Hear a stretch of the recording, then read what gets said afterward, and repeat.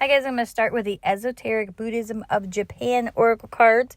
It's a long name for a beautiful deck, and I just love the way that they outline everything. It's a beautiful deck, beautiful colors, and if you look, there's a lot of blues and there's some oranges and yellows in there too, but there's a lot of blues and pinks and purples. So, all those upper chakras, a lot of that speaking your wisdom, that type of thing. It's beautiful. Anyways, so we have number 37 with Hamilton. I probably ruined that, but that's okay, right? You guys know that I can't say things, and we're all okay with that. Protector of the North and the strongest general of the four heavenly kings.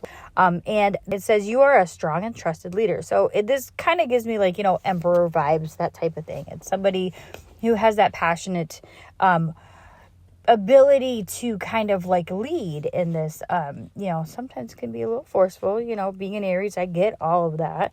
So, and it says you're a strong and trusted leader, allocate your time efficiently, listen to what others have to say, and there's new businesses and projects. And oh my goodness, I am doing all kinds of stuff like that. So, I'm going to be doing some changes to the channel, nothing crazy, but just try to be a little bit more structured, tie things into the other things that I'm going to do. Hopefully start my podcast. And then, anyway, I didn't mean to divert, but if you know me, that's what I do. Yeah. So maybe somebody else is in this energy too, where you're trying to kind of build your foundation and kind of go full force into something. But then it reminds you, allocate your time efficiently. I have a big problem with I want to do everything all at once and I get all excited, and I don't know which part of me is that. I like to think that is the combination of all the mutable signs I have, because I'm a Pisces moon, I'm Pisces, Mercury in Pisces as well, and I'm a Gemini rising. So there's a lot of that, mutable energy where, you kind of have to, that action, and you want to go do things and you get all excited, but then you have the excitedness of the Aries too, that, that initiator energy too. So anyway, and it says the wisdom from the Buddha, you are a strong and powerful leader in a position to give orders to many. While you may treat others with a stern demeanor, you are well trusted by many. You may forget yourself at times and charge blindly forward. But many around you, I just have to laugh because, charge blindly forward. But many around you will give you a pertinent advice. So don't forget to listen to what they may have to say. You are able to handle new things with flexibility and do not fear change. Keep a watchful eye on current trends and make advances to new projects. So I've been having a lot of ideas, a lot of things, and, there's some things that I would love to do some stuff, project-wise with my husband. And he's such a talented person, but he's a little bit more introverted than I am. I don't know. I wouldn't say that I'm an extrovert, but I'm a little bit more there's some things that I kind of keep to myself, but, I express myself fully, and he's kind of one of those people that's his biggest thing he doesn't like to do. So, and he's so talented. But anyway, I am just giving you all kinds of side stories today, but whatever. The blessings of this card are protection, victory in battle, fortune, happiness, and prosperity. So I feel like this is saying more so on the other parts of it. There's a tiger in there. Maybe tigers mean something beautiful. Anyways, distracted.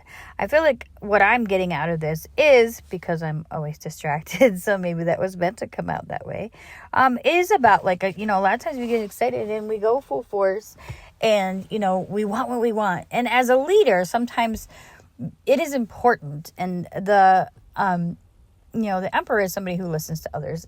And I feel like we're kind of being asked to kind of not be afraid for help, because if you're like me, sometimes you're no, I got it.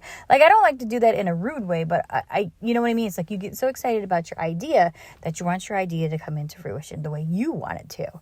And sometimes you need to kind of see what others are doing, or what's going on around you, to kind of boost how it's going to help those around you. Because, we don't live alone in this world. And what is success and leadership if you got nobody with you, right? If you're just leading in brute force and you're just, pulling people along on your idea and it doesn't benefit anybody else, then what's the point, right? I was thinking about this today too. It's we're always working for the weekend, 80s song. Is that 80s song? I don't know if it's an 80s song. But, and we are, like, we're always like, oh, I need this day off. A lot of, like, what, my goals are to be able to be home. It's not because I hate my job. I love my job. I just want more time at home with my family because, before you know it, it's going to be gone. You know what I mean? My kids are going to be grown up. They're maybe going to have kids. I don't know. All three of them decided they didn't. They must realize how ornery they are. They said they're not sure they're going to have kids, but I'm sure they will. Who cares if they do or not? Whatever. That's their thing. But, it's like the thing, like, what's the point of life? The point of life is to enjoy it. And yes, we have to work. We have to do the things that we're involved in, regardless of whether we like the system or not.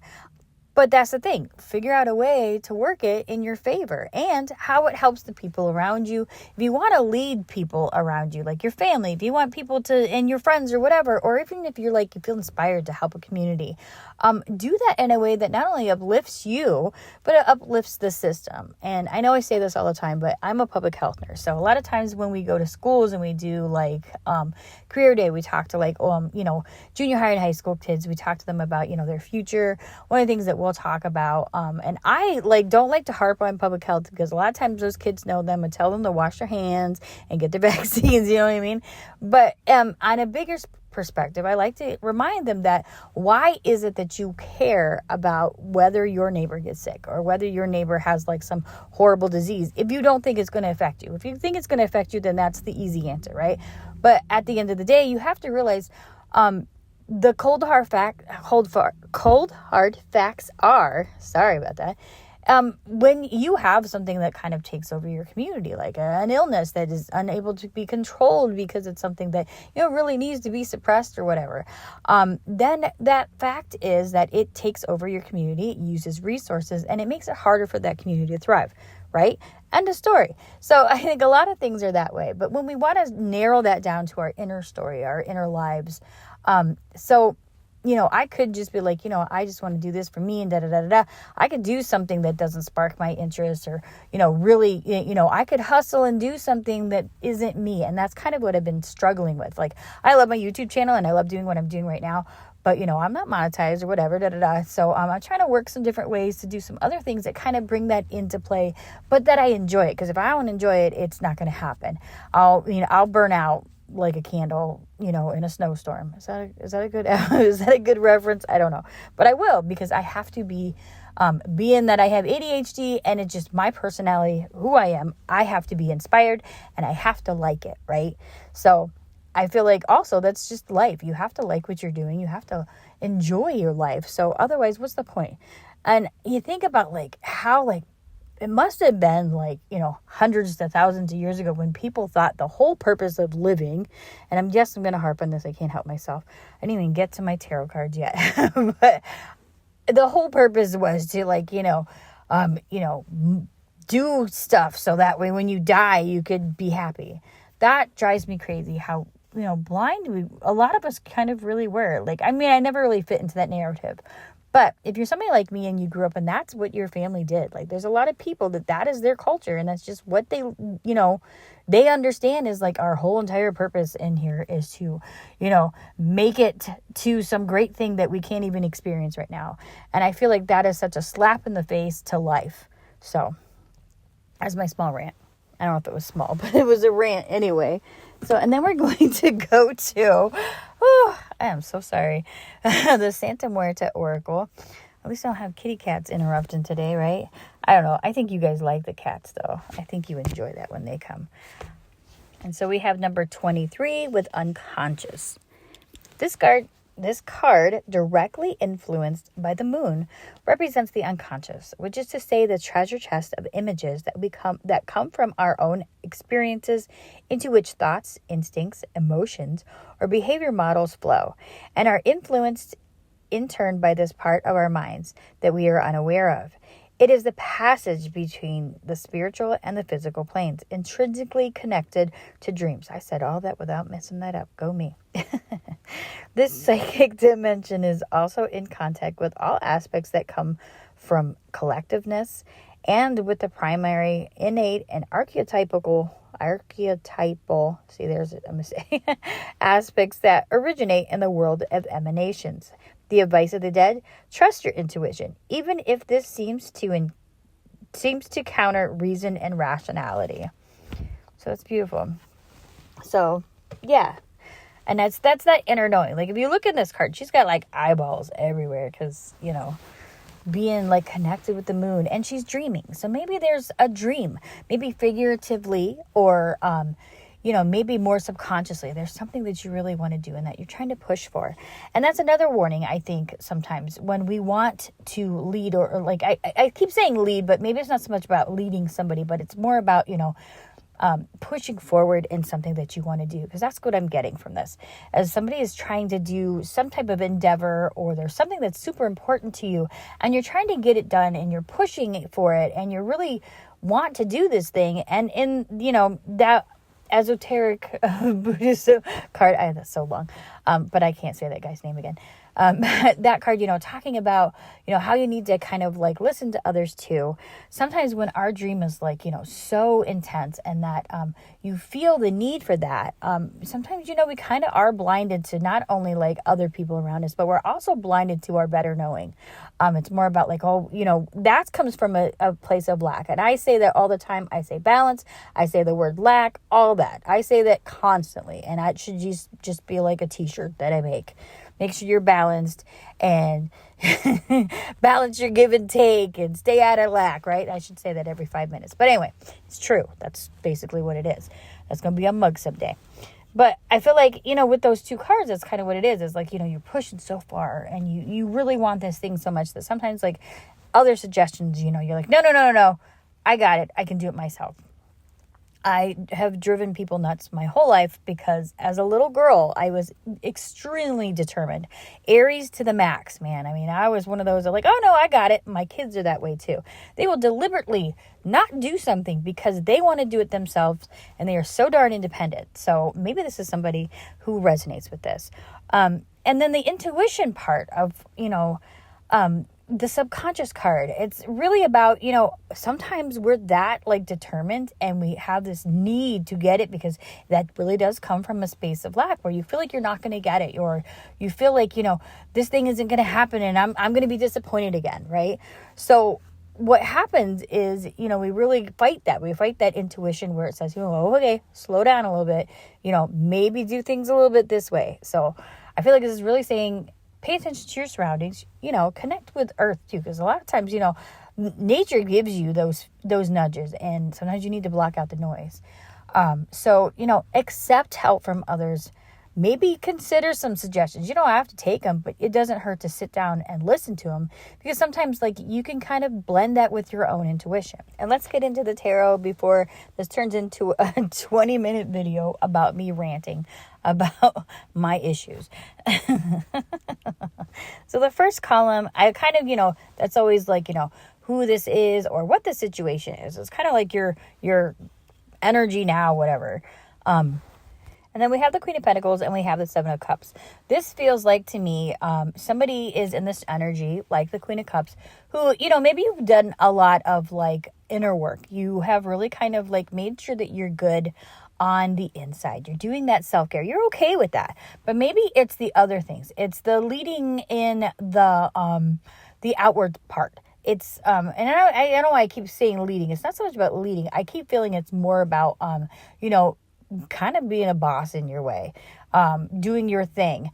It just feels like there's like a creative project, or there's some sort of like business opportunity or something that you're trying to kind of make your way in. And so the Seven of Cups, it feels like maybe there is kind of like this confusion because there's so many opportunities, so many chances to really do this creative thing.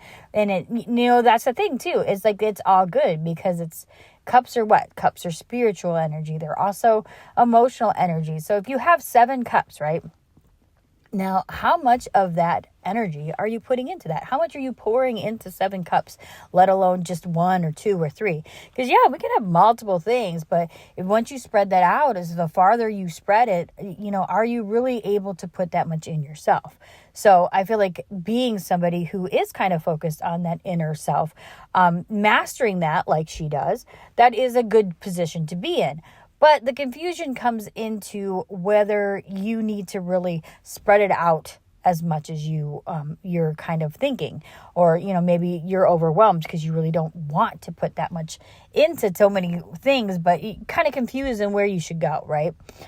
So maybe, tapping into that natural intuition. And she's a very intuitive queen. This is somebody who has her inner knowing well. This is somebody who has mastered self-care. So she understands her inner workings, her inner feelings, and her, her nervous system, her connection to the earth, and the way things are in her day-to-day.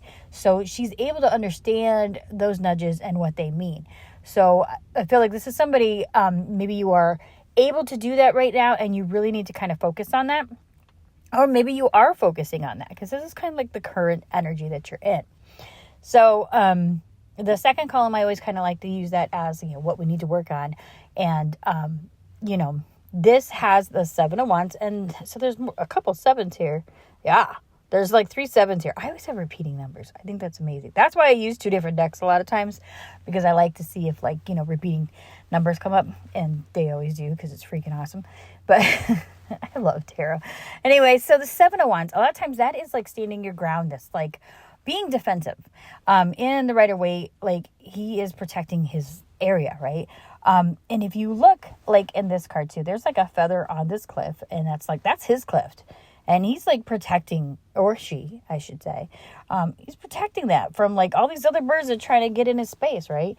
And so it's kind of like being defensive. And a lot of times I do kind of say sometimes it's like being protected, but I feel like this is being defensive, because this is what we need to work on.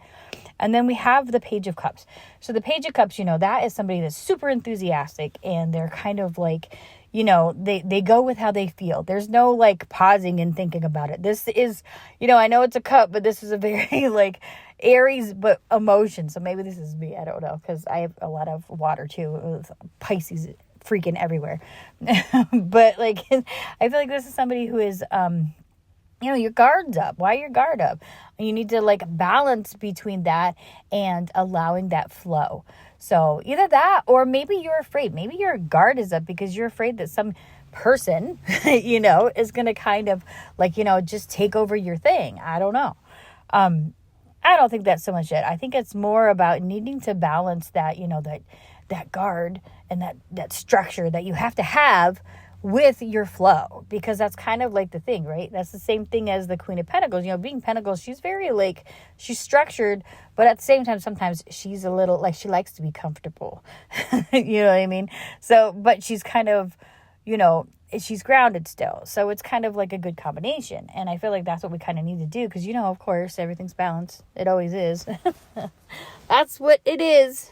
So, so I feel like somebody needs to really kind of like check out why are you so guarded to being vulnerable? That's what this feels like to me, because the Page of Cups is very, very vulnerable person who, they open and they give that cup to everybody. They just, they're like, oh, I love you. You're the greatest person I ever met in my life. So maybe you're kind of doing that with everything that you're at on some aspects, but then you get really guarded, because then you realize like, oh, wait, I can't allow this thing to happen, because it's just going to fail, right? Those too many options, because you're like, well, I got to do this one, because if I don't do this, then it's going to fail. So I need to have backup. So somebody is really struggling with sticking to something, in that they want to do. And so the third column, and I am all over the place. I am so sorry. This is our assets, our things that we can use to help us in the situation, whether this be your energy, somebody else's energy, the astrological alignments, those type of things. So we have the 4 of Cups, and we have the 7 of Pentacles. So, basically, like the 4 of Cups, sometimes that can be about, being bored, or it can be about refusing this cup from spirit sometimes. It can also be about contemplation too, because in the Rider-Waite, he's sitting in the tree, kind of like, in the Bodhi tree, when Buddha is sitting there contemplating and really having that time. But I don't feel like that's what this is about. I feel like this is, you are giving the opportunity to have something, right? But I think you might be working yourself too hard. Now, I know this is our area of opportunity and our area of asset, because can still be an asset. So you kind of worked hard with the Seven of Pentacles. And I know I use him all the time, but Middle Pantera always says this is his card of, is the juice really worth the squeeze? And that's exactly the situation. And this kind of is our asset thing, but maybe we're kind of given this moment to kind of look at this before we go a little bit further. That's what I kind of feel like this advantage is, Spirit is kind of be like, hey, there's this really good thing right here. These other things are good too, but maybe you really need to focus on this and analyze whether this thing is really worth it, right? Whether these other things are worth it. Kind of take that time, focus on that one cup, right? And master that before you go on your way. And I feel like we kind of have been maybe doing that just because this is like our asset. But because you have worked hard, you kind of know the ins and outs of whatever you're trying to do and the multitude of things that you're doing. But you kind of really need to focus on how to streamline things. Maybe put things into perspective a little bit. Like, how is this going to help me? And you have to know how to do that. So that's what this part is, right? Balancing that vulnerability with this new start and, flowing into things, but also, taking your time, not being so guarded, but also not being so like fluent. So the balance between all those things. And then, I am so sorry about today. But anyway, my last column is kind of like our next step with the advices. And we have the Hermit, and then we have the Six of Swords. So this could be about being guided, because the Hermit is kind of guiding people with his light. And on the Six of Swords, this is somebody that is being guided across that river, right? But I also feel like this is saying maybe trust your inner guidance. You have that wisdom. A lot of times we get wisdom, like I said before, from experience. So you've experienced a lot of things, right? Those Six of Swords. You've experienced many different things. If you're like me, you probably tried 5 million things. And so every little bit of that comes with wisdom. So use that wisdom. That's your advice. Use that wisdom for what you already know. Accept advice a little bit. Quit being so guarded. Be a little bit more open, but not too open. So yeah, balance. That's what I'm going to do from now. I'm just going to throw some cards down and just say balance. Anyways, I don't know. I hope this helps somebody. But, so I'm going to go to my last 2 Oracle cards, and then we'll go from there. So we have Future.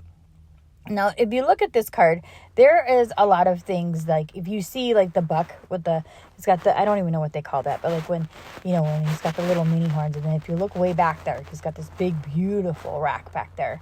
And then, you see the caterpillar, and the caterpillar turns into butterfly. So all of this is transformation. Everything is transformation. You know what I mean? We go through this all constantly. I think a lot of times too, like whatever you're going through right now, it feels so dire and so hard, right? But then when we get through it, it's a lot of times we look back and like, well, why did I make that such a big deal? Why didn't I make it a little easier on myself? Again, that's wisdom that we gain. But it always seems hard until you do it, right? So I think that's a Jason Mraz song. It is.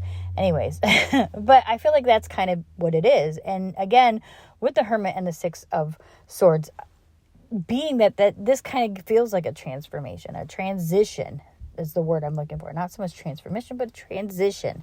You're going from, being scattered and not really understanding where you're at, and then kind of like integrating all those things. And that's kind of what we need to do. I feel like we need to kind of take all those things that we learned, all those emotions and the wisdom. So the knowledge and the feel of it, the emotions and the spirit of the thing, and kind of use those and blend those together and work on that in the future, right? So anyways, our last card, normally I do these cards first, but I decided to do it last today, and it is Thunder. This card a lot of times makes me feel like it kind of feels like a tower card, because of the forcefulness of it, but we'll read it too. And it's number 56. And I love the buffalo in that. I would tell you a whole story about my daughter having like this huge prophetic, like beautiful buffalo dream and not even knowing what buffalo really were at like 3, but I'll tell you that another time. It was beautiful because I've already gone a half hour, but Anyway, so the essence says the legends speak of great thunder beings who live in the sky and call for your attention when great occurrences are meant to happen in the world. They warn when tensions in a situation are called upon to be released. Their presence in your reading reminds you of the dramatic moments in life that change everything, both awesome and frightening. When thunder arrives, it's also a wake-up call, one that you will soon not forget. And then, the invitation talks to you about, your life is an adventure and there's so many wonderful opportunities coming in, and the trick is to learn to run with them. Qualities that you need now more than ever are flexibility, dexterity, and a willingness to experience it all without dictating from where or in what form opportunities will come. Your destiny is arriving. Be ready. So maybe it is about being more flowy. Because, being guarded on yet vulnerability. Because we're so afraid this thing is going to fail, right? Being rigid, like the rigid, emperor type energy. Really kind of like, trying to take control and take power. I mean, you need a little bit of structure, a little bit. But at the same time, you really need to balance that with allowing the flow. So I hope this helps somebody today. I know I was way all over the place and I apologize. But I will talk to you guys later.